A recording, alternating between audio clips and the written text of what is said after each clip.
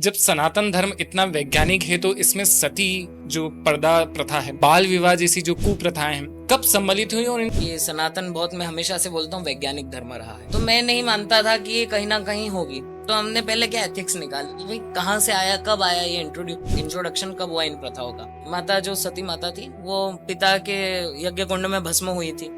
तो भैया वो पति की इज्जत के लिए, उनकी जो मान सम्मान के लिए वो भस्म हुई थी। हाँ। पति तो जीवित थे। हाँ।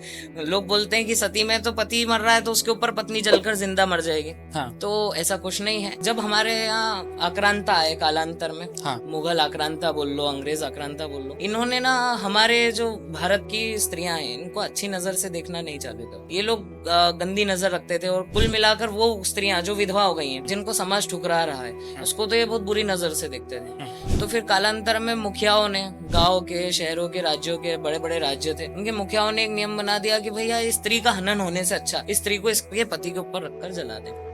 बाल विवाह तो सबसे बेकार प्रथा।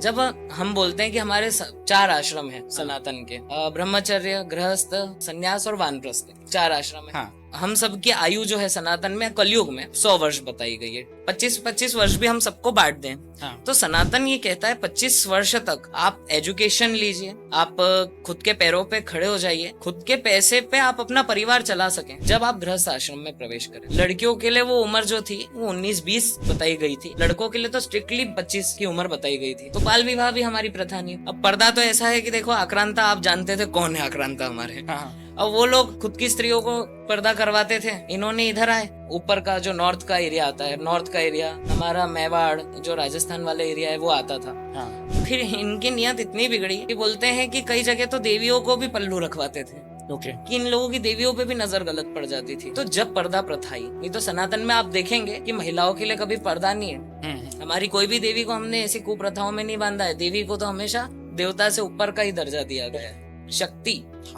शिव की भी शक्ति, गौरी शंकर, लक्ष्मी नारायण, स्त्री को पहला दर्जा दिया गया। हाँ।